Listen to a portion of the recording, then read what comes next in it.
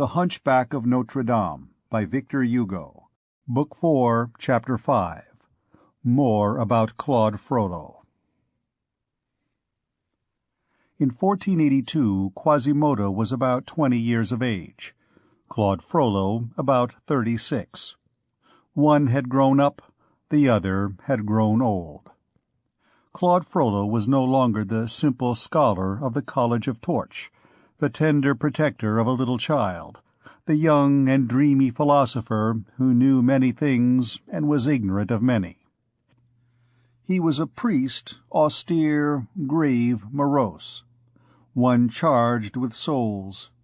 Monsieur the Archdeacon of José, the bishop's second acolyte, having charge of the 2 deaneries of Monterie and Château Fort, and 174 country curacies.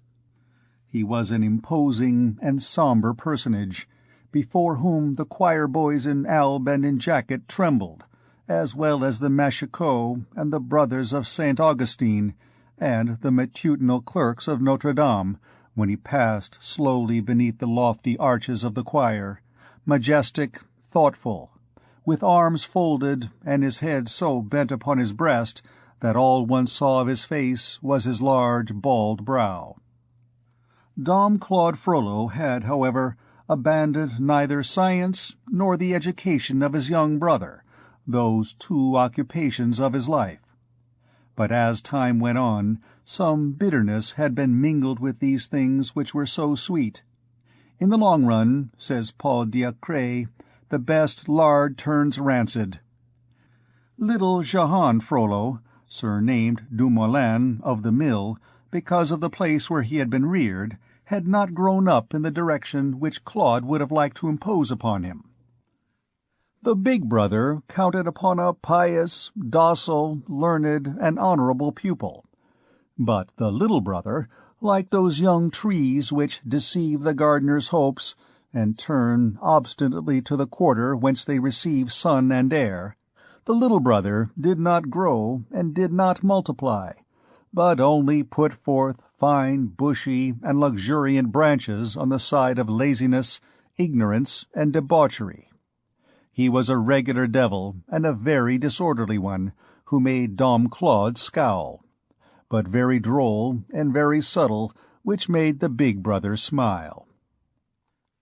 Claude had confided him to that same College of Torchy where he had passed his early years in study and meditation, and it was a grief to him that this sanctuary, formerly edified by the name of Frollo, should today be scandalized by it.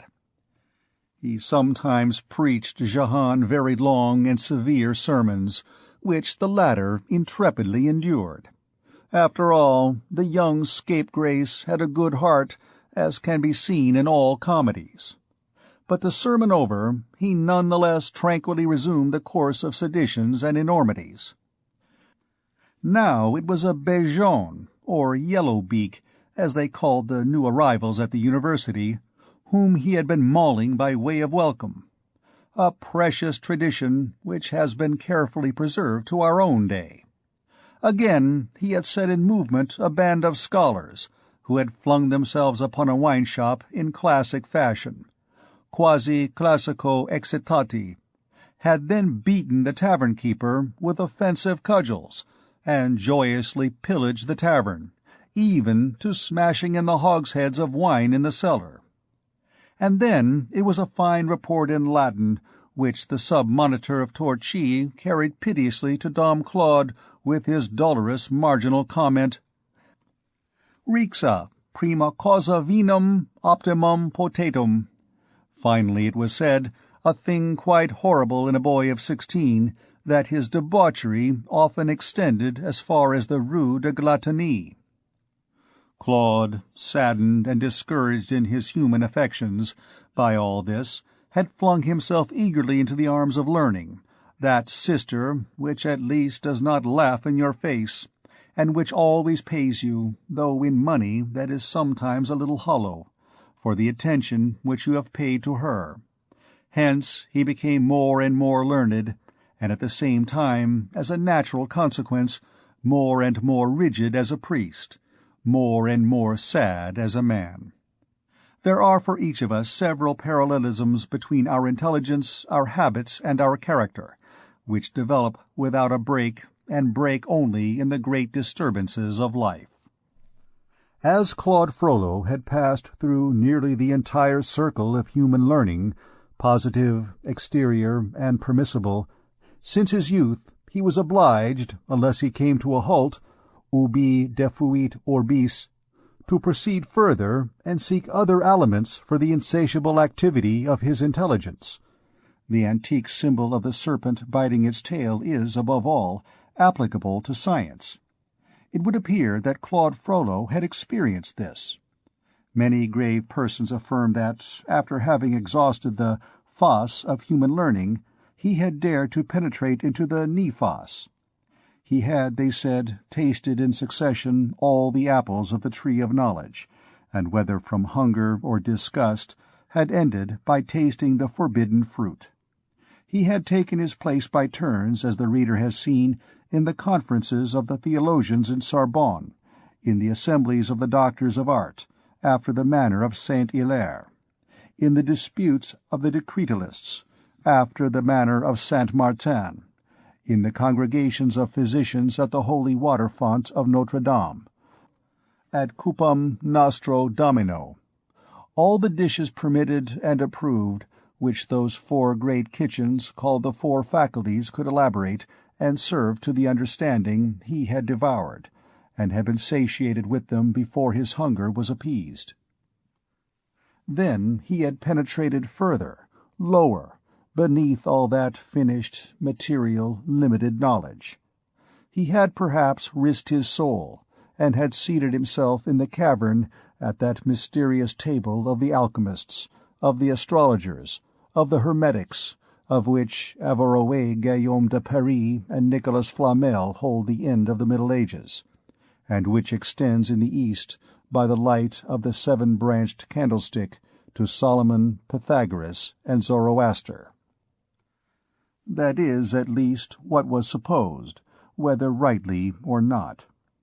It is certain that the Archdeacon often visited the cemetery of the Saint Innocents, where, it is true, his father and mother had been buried, with other victims of the plague of 1466. But that he appeared far less devout before the cross of their grave than before the strange figures with which the tomb of Nicolas Flamel and Claude Pernelle, erected just beside it, was loaded. It is certain that he had frequently been seen to pass along the Rue des Lombards, and furtively enter a little house which formed the corner of the Rue des Écrivains and the Rue Marivaux. It was the house which Nicolas Flamel had built, where he had died about 1417, and which, constantly deserted since that time, had already begun to fall in ruins. So greatly had the hermetics and the alchemists of all countries wasted away the walls merely by carving their names upon them. Some neighbors even affirm that they had once seen, through an air-hole, Archdeacon Claude excavating, turning over, digging up the earth in the two cellars, whose supports had been daubed with numberless couplets and hieroglyphics by Nicolas Flamel himself.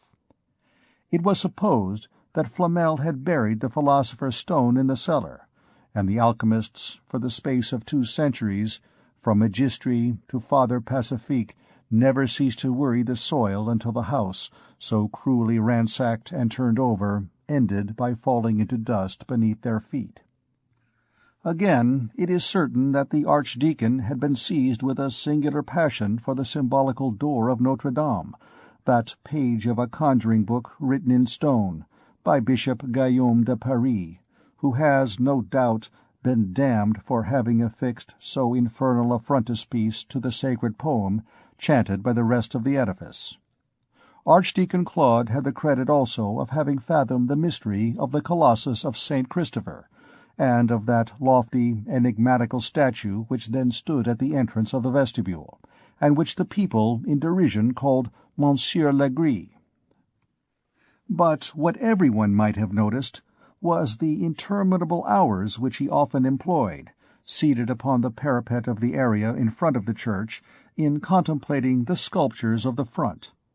examining now the foolish virgins with their lamps reversed, now the wise virgins with their lamps upright, again calculating the angle of the vision of that raven which belongs to the left front, and which is looking at a mysterious point inside the church, where is concealed the philosopher's stone, if it be not in the cellar of Nicholas Flamel. It was, let us remark in passing, a singular fate for the Church of Notre Dame at that epoch to be so beloved, in 2 different degrees, and with so much devotion, by 2 beings so dissimilar as Claude and Quasimodo. Beloved by one, a sort of instinctive and savage half-man, for its beauty, for its stature, for the harmonies which emanated from its magnificent ensemble. Beloved by the other, a learned and passionate imagination, for its myth, for the sense which it contains, for the symbolism scattered beneath the sculptures of its front, like the first text underneath the second in a palimpsest. In a word, for the enigma which it is eternally propounding to the understanding.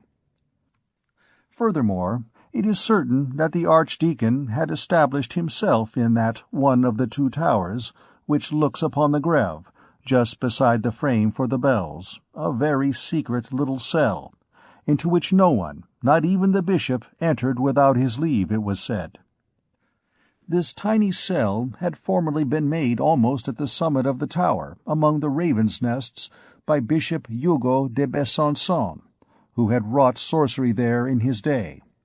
What that cell contained no one knew, but from the strand of the terrain at night there was often seen to appear, disappear, and reappear, at brief and regular intervals, at a little dormer window opening upon the back of the tower, a certain red, intermittent, singular light which seemed to follow the panting breaths of a bellows, and to proceed from a flame rather than from a light.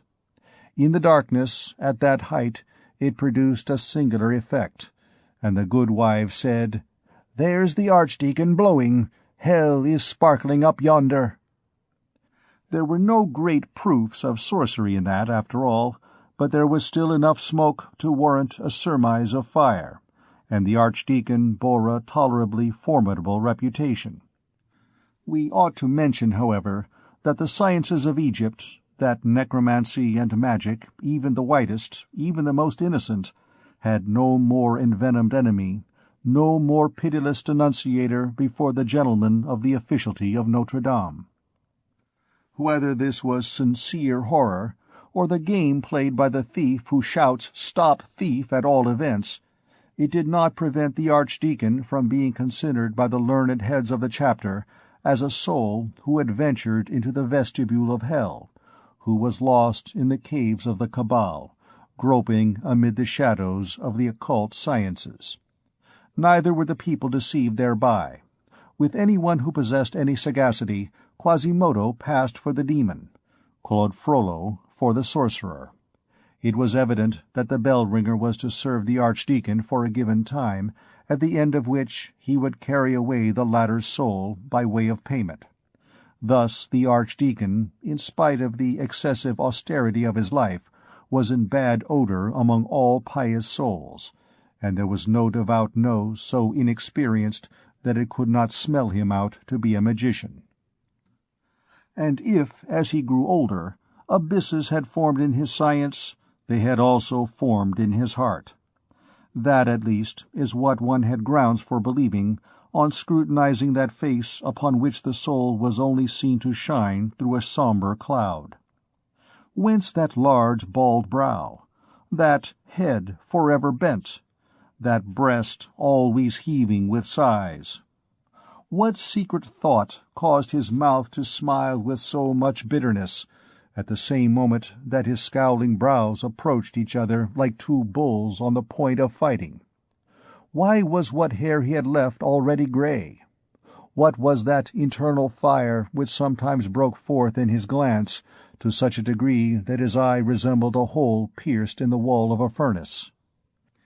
These symptoms of a violent moral preoccupation had acquired an especially high degree of intensity at the epoch when this story takes place.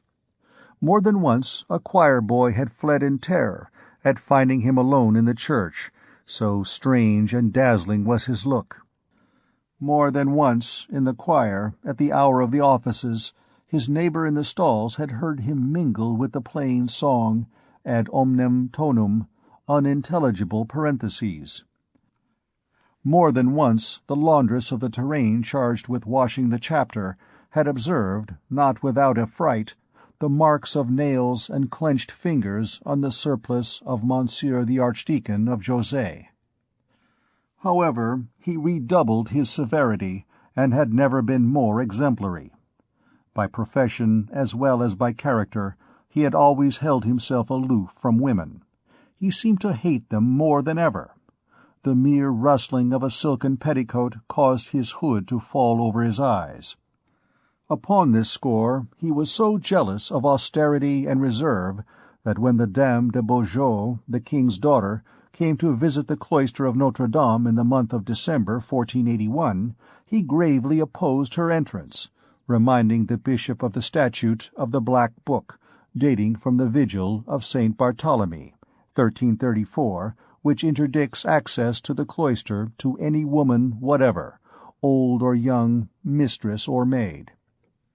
Upon which the bishop had been constrained to recite to him the ordinance of Legate Odo, which accepts certain great dames, aliquae magnatis mulieres quae sine scandalo vitari non possunt.